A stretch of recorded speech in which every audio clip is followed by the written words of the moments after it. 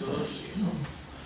Bueno, pues como ha dicho Javier, yo ya di una charla el año pasado y me centré sobre todo en cómo se hace, o cómo los hago yo, un documental de pájaros. Y este año que voy a presentar otro documental que acabo de terminar, ahora en septiembre, pues querría centrarme un poco más en la parte del estudio ornitológico del asunto. Lo he titulado El guardián de los cultivos en honor a Cernícalo vulgar, que es el protagonista, y he preparado una presentación así, PowerPoint, que bueno, espero que os guste. Bueno, antes de empezar quisiera agradecer la invitación otra vez al Club Vasco de Camping y a José Herrero, que es el que me llama cada vez, y a los asistentes que van a venir aquí a apoyarme y aguantar un poco la charla.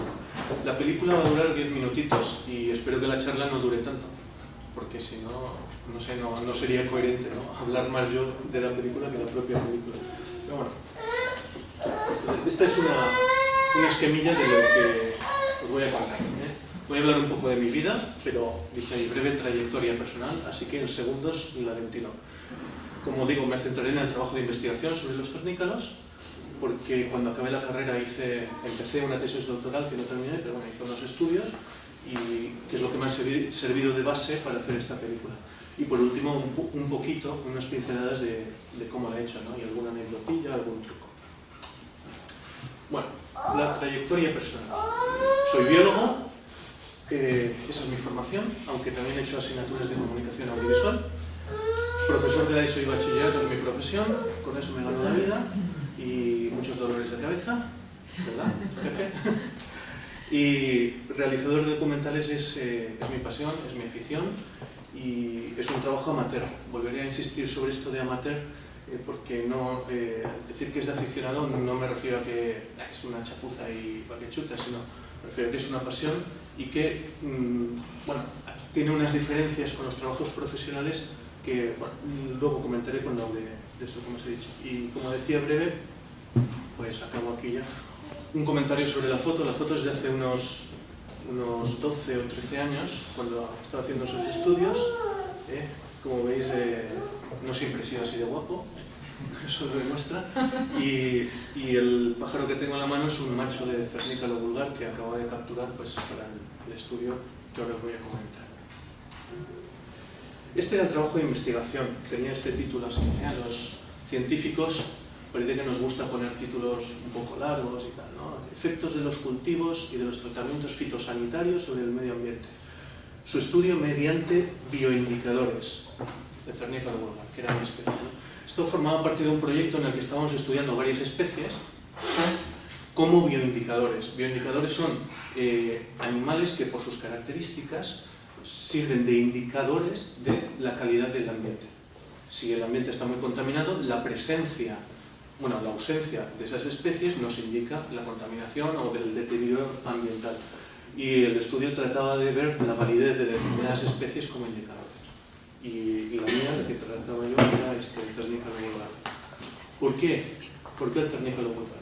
Aquí tenéis una foto de una hembra preciosa, la tenía en la mano y me estaba amenazando, quería que la soltara ya. Pues tiene un valor especial porque es un depredador. Y los depredadores eran un fenómeno de bioacumulación de contaminantes. Esto lo cuento en mis clases de ciencias naturales, en la ESO. Bioacumulación, acumulación en los seres vivos. Eso es debido a que al estar en una posición alta en la pirámide ecológica, en la cadena, al final de la cadena, los depredadores son más sensibles a los metales pesados y a otras sustancias contaminantes. Cuando se echa un veneno al campo pues para matar una plaga de alguna plaga que se está alimentando de nuestra cosecha, y se echa el veneno, pues la cantidad que absorben las plantas es pequeñísima, es despreciable. De hecho, a nosotros no nos afecta comer ese material. Pero los animales herbívoros, como los saltamontes, se alimentan de una planta y no solo de una planta. Mientras viva el saltamontes va comiendo plantas y no es capaz el organismo de eliminar esos venenos y se acumula en su organismo. Luego viene el insecto de turno comedor de saltamontes, una mantis religiosa, y no se contenta con los saltamontes, sino que mientras viva irá comiendo más saltamontes y se va produciendo una acumulación, una amplificación de la concentración de contaminante en los organismos. Luego vienen las musarañas, que son como ratoncillos insectívoros que cazan todo lo que pillan por ahí y que son el plato favorito de aves rapaces como el cernícalo. Con lo cual, en el último peldaño tenemos ya una concentración brutal de contaminantes que puede llevar a la muerte de los animales o incluso otros efectos perjudiciales, como por ejemplo la acumulación de calcio en la cáscara de los huevos se disminuye y entonces estos huevos son más delicados y la propia hembra o el macho, que es el que incuba, al entrar o salir del nido los pueden romper sin querer y eso se traduce pues, en un aumento de mortalidad. Otros datos sobre el cernícalo que lo hacen interesante para ser estudiado es que es muy abundante, no tendría mucho sentido, o sí, pero sería más complicado hacer un estudio de este tipo con el águila imperial, que hay pocas, ¿no? y son más difíciles de tratar. En ciencia se busca siempre un número amplio de datos para poder hacer estadística, porque si no las conclusiones a las que llegas no tienen demasiado valor. Otro dato es que tiene mucha descendencia, aunque solo crían una vez al año, por lo menos aquí. En Sudáfrica he oído que hay datos de dobles puestas de cernícalos, con éxito las dos. Pero aquí suelen hacer una puesta al año, pero suelen poner entre 5 o 6 huevos y a menudo los sacan adelante todos, o casi todos. Suelen sobrevivir 4 o 5 de los pollos. Y eso, claro, suman datos también. Y por último, pues sí que es fácil de observar y de capturar. Os enseñaré la trampa luego de cómo se cogían, era bastante fácil. El área de estudio en la que estuve trabajando era Bolite y alrededores, en Navarra Sur, que es una zona muy deforestada, hay muchísimo campo de cultivo de cereal y me dediqué a hacer un mapa comparando las distintas zonas de cereales y viñedos. Lo malo es que de un año para otro cambiaban. Donde había alfalfa, al año siguiente ponían un campo de viñedos y hace poco estuve allí de nuevo y están por todas partes llenos de regadíos de maíz. Pero bueno, esto va cambiando. Pero bueno, esa era la zona de estudio. Y una parte del estudio era cuantificar la población de cernícalos que había en la zona. Y eso lo hice siguiendo un método que lo llaman el censo desde carretera, siguiendo un autor que se llamaba Bibi, británico, que te explicaba cómo pues, desde el coche a una velocidad constante pues, tenías que, con acompañante por supuesto, para no dejarte los dientes por el camino, anotando todos los cernícalos que veías, la actividad que estaban haciendo, si era macho o hembra, la distancia a la que estaban, y siempre hacer los mismos recorridos. Yo tenía, pues, parece así un poco raro, ¿no?, esta distribución, pero es que eran los caminos que había en la zona. El número 1 era una carretera y los otros 3 eran pistas de estas que utilizan los agricultores para ir a sus campos. Y yo me dedicaba a eso, a censarlos y ver cómo va variando la población a lo largo del año. Es lógico que cuando más cernícalos se ven es en verano, que es cuando los pollos están volando y entonces ves al macho y la hembra y a los 4 o 5 pollos de cada nido. En toda la zona, este mapa que tenéis aquí, llegué a localizar un total de 27 nidos. Y bueno, claro, a finales de verano el número era muy abundante. Otra parte del estudio, una vez cuantificada la abundancia de pájaros en la zona, era estudiar qué comen. Si quieres estudiar cómo afecta la contaminación, pues centrémonos a ver si hay diferencias entre una zona y otra. Y esto lo hacía recogiendo las egabrópilas que depositan o dejan en los posaderos habituales donde duermen los pájaros o en los nidos. Creo que necesito explicar qué es una egabrópila, aunque si habéis hecho alguna sesión de estas de... ¿no? Bueno, lo explico por si acaso. Resulta que las aves rapaces, el cernícalo entre ellas, pero sobre todo lechuzas, búhos, demás, cuando cazan animales, se tragan casi todo. Especialmente las lechuzas, tragan el bicho entero. Se comen un ratón y se lo tragan entero, con pelo, con huesos y todo. El cernícalo trocea un poquito más. Y entonces, las partes que no pueden digerir, como los huesos y el pelo, los vomitan en forma de una pelota. Y esa pelota tiene ese fabuloso nombre de egabrópila. Y analizando la egabrópila se puede ver qué es lo que ha comido el animal, para que saber reconocer luego por el tipo de cráneo, si era un ratón, si era una musaraña, o según los élitros que aparecen, si son escarabajos, si son insectos de otro tipo, porque insectos comen también. y ver la dieta. Entonces me dedicaba pues, a buscar sitios como este, que era un sitio donde acostumbraba a dormir un cernícalo, pues aparte de las manchas blancas estas que se ven aquí, que son las cagaditas, pues en el suelo estaba lleno de las pelotillas esas, que luego por cierto salen en la película, un momentito, y las... Captura de ejemplares adultos. Esta era la trampa que utilizábamos. Cuando me contaron el método que íbamos a utilizar no me lo creía. ¿El pájaro va a ser tan tonto de entrar en una jaula por la puerta y quedarse dentro? Pues sí. El pájaro ve el ratón. Aquí dentro había un ratoncito, una jaula más pequeña, protegido, lo llamábamos el Pérez, cariñosamente, y consistía pues eso, en una puerta levadiza, ¿no? Con unos raíles que se ven aquí en el lado derecho de la imagen, y sujeta con un palito a un pedal, de manera que pisando el pedal empujaba el palito hacia atrás y la puerta se caía.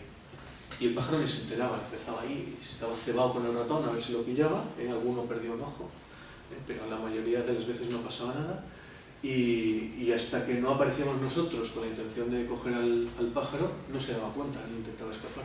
Aquí en la foto sí lo estaba intentando, porque no había visto, pero la verdad es que puede estar dando un tiempo tratando de cazar el ratón y no se da cuenta de que está atrapado.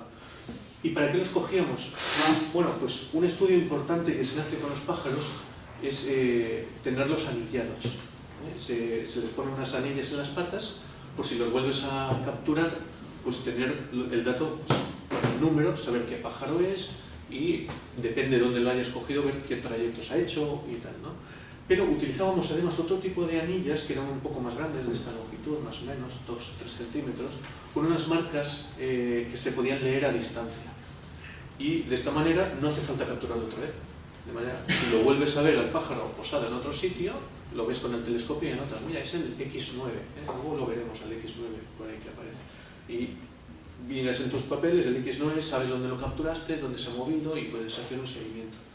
Aparte se tomaban medidas, el tamaño, solíamos medir la pata, que es la longitud desde donde está donde empiezan los dedos hasta el codo, digamos, el talón, pues es muy indicativo y varía poco de una especie a otra y bastante indicativo, y se tomaba eso como medida, y el peso, pues para ver diferencias entre machos y hembras, entre adultos y jóvenes, datos, había que apuntar datos, en una tesis hay que apuntar datos por todas partes. Y por último, análisis de sangre. Si queremos ver la contaminación, analizamos la sangre. Tomaba una pequeña muestra de medio mililitro, una muestra pequeñísima, y eso se enviaba a un laboratorio y luego te decían metales pesados, pues de plomo, de cadmio, de otras cosas que se buscaban. Localizar nidos era la parte ardua, porque se sabe más o menos qué sitios ocupa el cernícalo. El cernícalo es un poco sibarita, no le gusta construir nidos, él ocupa nidos. Entonces suele ocupar agujeros en ruinas, como esa casa de ahí, que estaba abandonada, y pues, si hay un hueco, pues establece ahí un nido, araña un poco el suelo, deja hidrópilas para que esté mullidito, con pelo y calentito, o bien ocupa nidos en árboles como este que había aquí, nidos de urraca o de hornejas, que los construyen en árboles altos, y nada, lo mismo, lo ocupan, no construye nada. Entonces yo tenía que buscar esos nidos y llevar un control.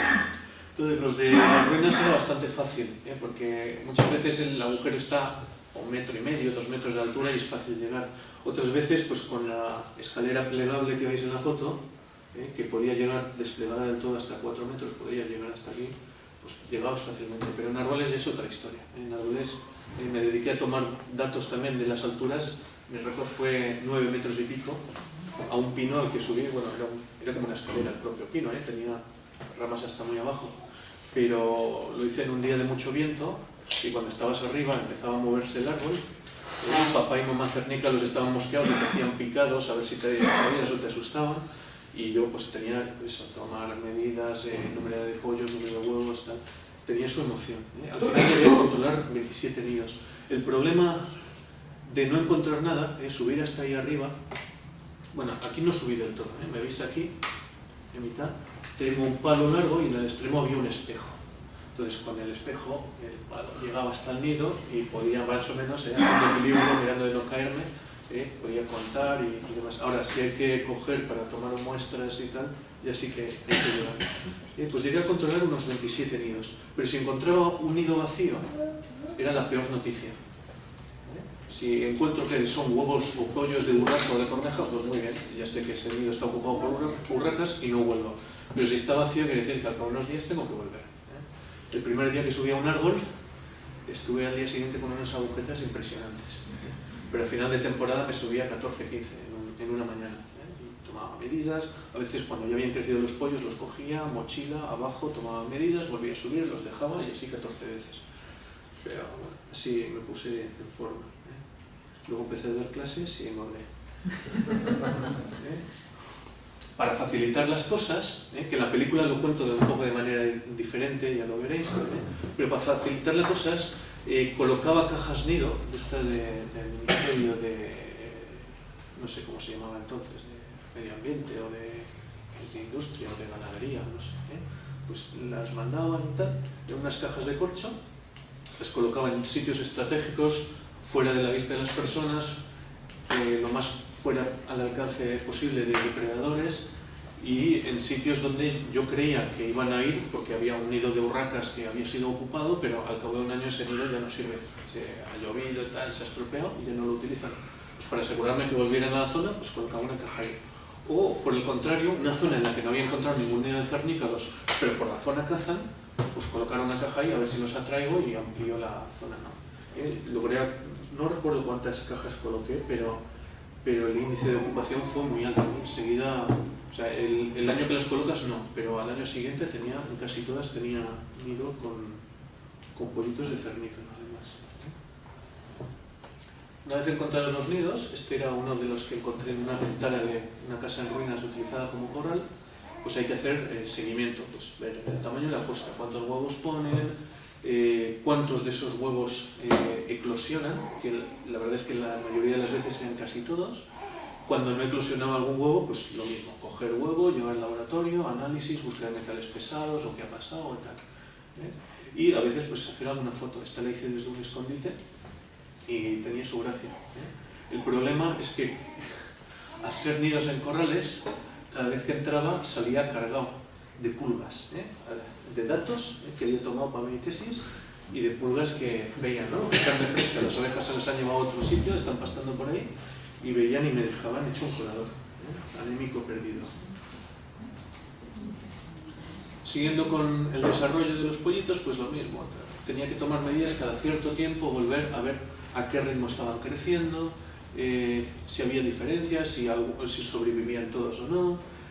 Aprovechaba para anillarlos, pero anillarlos tienes que esperarte a que tengan cierto tamaño. Fijaos que las anillas de PVC estas de aquí eran bastante grandes, entonces si las ponía antes de aquí, que estos pollos deben tener 3 semanas, pues se les caían. Y la metálica sí se podía poner ya, pero esta tenía que esperarme a que estuvieran a punto de volar casi.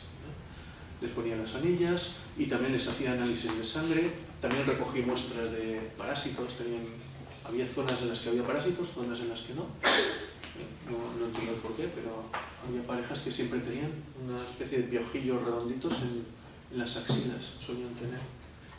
Todo datos para el laboratorio.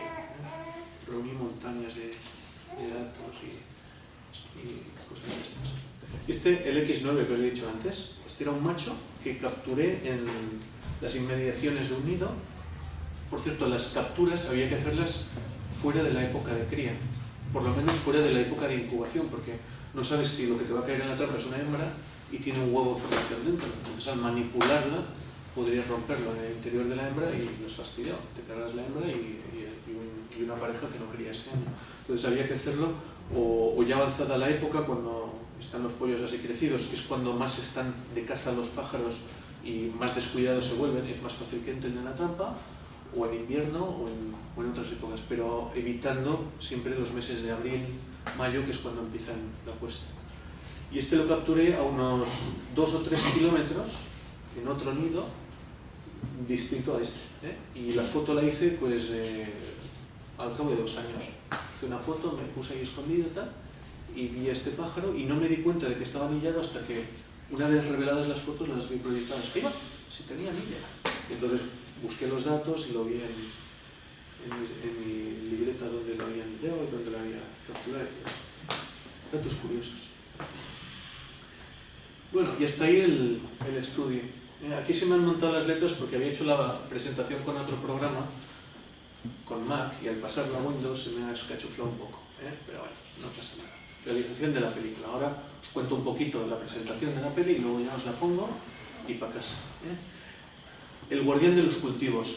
Le puse ese título porque como el pájaro es abundante y se alimenta de bichos que son plagas en los campos de cultivo, pues es como un guardián, ¿no? Es amigo del agricultor. Al ser abundante captura muchos bichos y encima, pues eso, captura ratoncitos, a veces pájaros también, que los pájaros no hacen mucho, sobre todo si son insectívoros, pero si son granívoros pues también se los come, o insectos herbívoros. En la foto anterior del nido hemos visto que uno de los pollitos tenía un saltamontes verde grande, asquerosillo en el pico, pues de esos comían muchos. Pues le puse este título, un título que llevaba ya maquinando de hacía tiempo, porque antes de empezar con la película me dio por escribir un artículo para una revista de la Universidad de Navarra, donde estaba estudiando yo, con algunas fotos, algunas las he puesto aquí, la primera y la segunda han salido ya, y escribí un artículo contando pues, la vida del cernícalo, un poquillo de la investigación y todo eso, y en mayo de 2003. Y la importancia de este artículo es que leyéndolo me ha servido para elaborar la sinopsis y el guión. Siempre que se hace una película, o casi siempre, se tiene que hacer eso primero. Es como los planos de un edificio. Tú no construyes una casa, normalmente, si no tienes unos planos para decirte dónde van las paredes, las vigas y todo eso. Pues la sinopsis y el guión es algo parecido. La sinopsis es un resumen donde explicas la película, ¿vale? Primero para aclararte las ideas. Y lo estructuras siempre en principio, desarrollo y desenlace, ¿no? O conclusión. En esas tres partes que se utilizan para cualquier cosa, para películas, para cartas de amor, para poesías, para artículos de revista. Es la estructura normal que engancha al lector o al espectador o a quien sea. Entonces lo sencillo es eso. Y una vez hecha la sinopsis, paso a hacer el guión. El guión es un documento en el que muestran o te explican las imágenes que vas a enseñar en la película y el texto que vas a leer o que vas a comentar. Y yo la manera de hacerlo es cojo la sinopsis, que es lo que voy a contar en la peli, lo divido en párrafos y cada párrafo va a ser una secuencia de imágenes. Y me pongo en una columna, normalmente a la derecha, el audio o la voz, ¿no? Y cada párrafo es una idea, ¿no? Como en cualquier texto. Pues cada idea en una película es una secuencia de imágenes, una unidad. Y esa es la manera de distribuirlo. Y una vez lo tengo hecho, como yo empecé a grabar cosas desde que compré la cámara, pues incluso, sí, en 2003, por ahí creo que fue, sí, o en 2002, no sé, por esa época, ya empecé a grabar cosas entonces y las he ido archivando, pues el siguiente paso es rebuscar en ese archivo, que por cierto lo he ido pasando al ordenador, cinta por cinta, hago un minutado, que es un archivo así en Excel o Word, ya no me acuerdo cuál tengo, creo que es Word, una tabla en la que minuto a minuto y en segundos explico un poquito, en una línea o dos, qué tengo grabado en esa cinta. De manera que luego, cuando quiero revisar el archivo, me leo un poco el documento y busco por palabras clave en el ordenador. No tengo que revisar otra vez las cintas, que cada cinta es una hora, y me llevaría muchísimo tiempo, ¿no? Tengo aquí, creo que son 30 y algo cintas, ¿no? Esta de aquí tiene el número 34, esta de aquí, tengo un montón de cintas grabadas, y además mezcladas, cosas de las niñas, bodas a las que he ido, pájaros que he grabado, actos en el colete, está todo mezclado. Entonces, teniendo el minutado, pues busco en un momento, y una vez hecho eso, ya puedo ir al campo a grabar lo que me falta. ¿Vale? A grabar, pues cuando se trata de fauna, los animales te ven, así que tienes que esconderte. Yo tengo un escondite de estos, que es como una tienda de campaña que se despliega así en un minuto, decían las instrucciones, y luego me llega alguno más de uno, igual 5 o 6 minutos, lo camuflo un poco tal, y dentro estoy, pues eso, con la cámara. Aquí asoma la camarita, y aquí desde dentro, y se ve asomando el... Este no sé si era un cernícalo o era un mochuelo, pero bueno, ahí, más o menos, se suele hacer así. Pero esto tiene truco además, porque claro, puedes estar horas, que a veces ha pasado, estás en el escondite, llegas a las 8 de la mañana al sitio y te da la 1 del mediodía, tienes que volverte a casa para comer, que ya está mi mujer llamando por teléfono, oye, a ver qué pasa, que tienes 3 hijas hambrientas esperándote, y no ha aparecido ni medio cernícalo por la zona. Pero a veces hay trucos. Os presento a Hawk.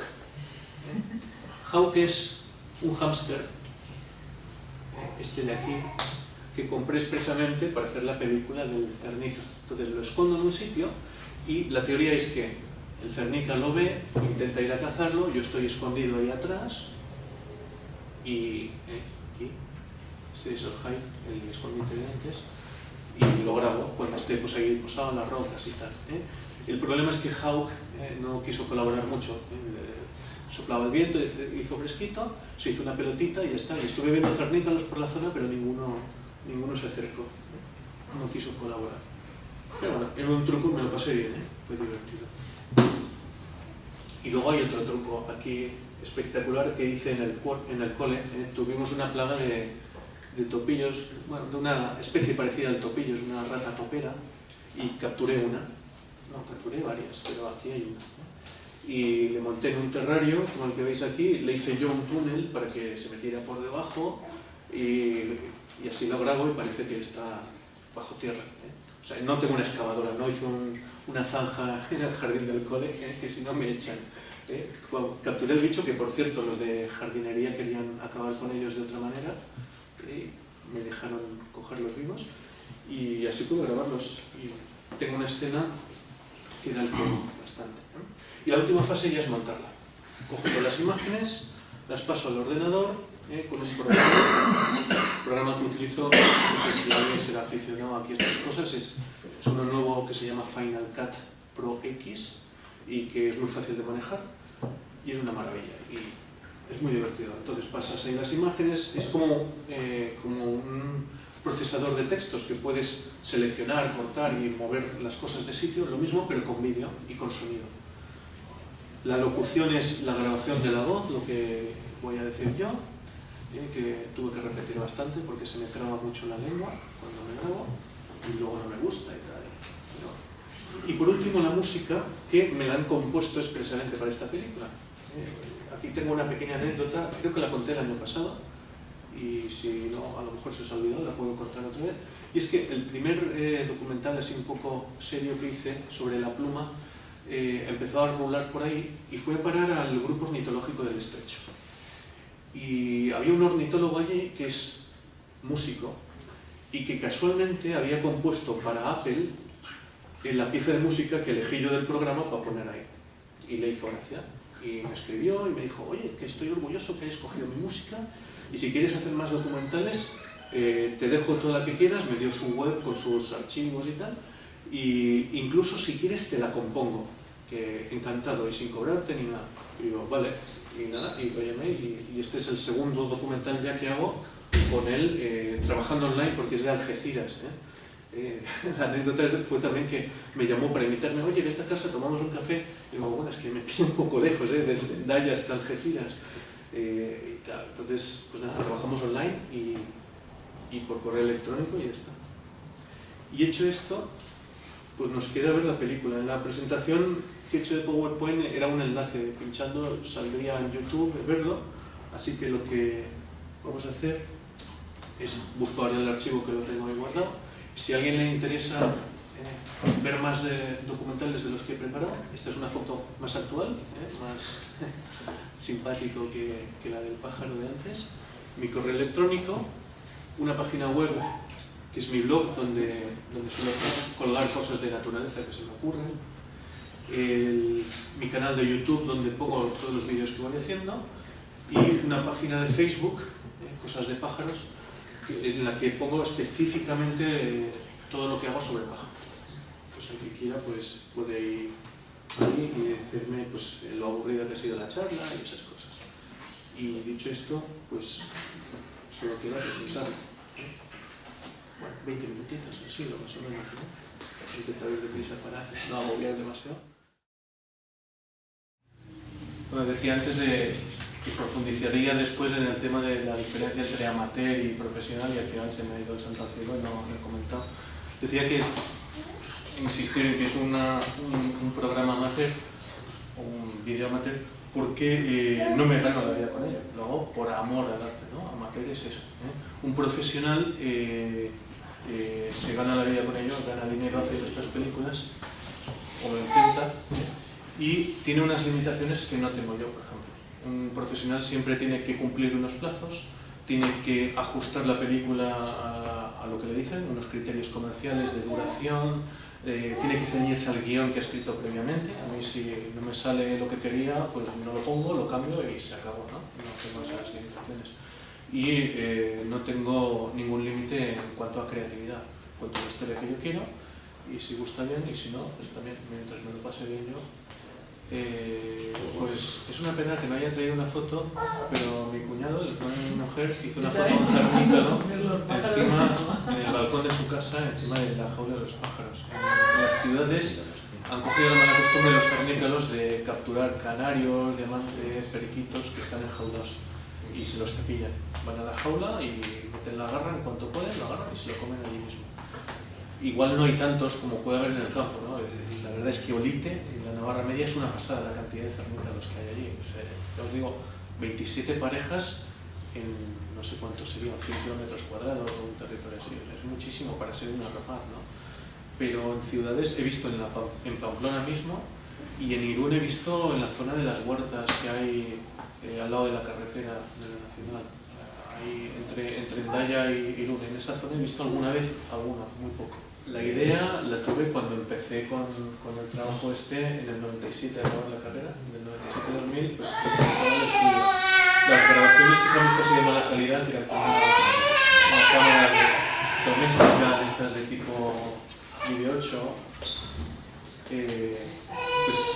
pues las hice en esa época, ¿no? La captura y tal, desde esa época. Además se necesita un permiso especial, no puede venir uno cualquiera y coger cernícalos, ¿no? Iba con los permisos, tal. Y ahí empecé a grabar cosas. Tenía ya en mente lo de hacer una peli que se titulara El guardián de los cultivos, pues, en el año 99-2000, cuando empecé a darle vueltas al artículo. Y nada, siempre que he podido he ido grabando. En 2003, con una amiga mía, que luego ese mismo día empezó a ser mi novia, pues, y es mi mujer ahora, madre de mis 3 niñas, nos fuimos a montar el andamio ese en el que salimos en las imágenes y tal, y espera, que lo vamos a grabar esto, a ver cómo se hace un high y tal.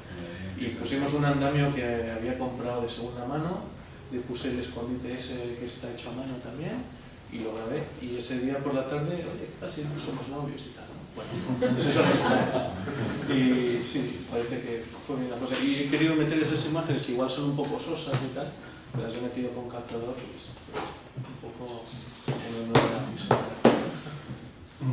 Pero bueno, empezaste a hacerlo en verano. Y, bueno, sí, eso, la parte dura de trabajo sigue este verano. Intento en los veranos hacer alguna cosilla y pretendía acabarlo en agosto, pero no tengo... Entonces, esto es el tema de montaje. Sí, el montaje, grabar alguna escena que faltaba y cosas. En verano, 3 meses.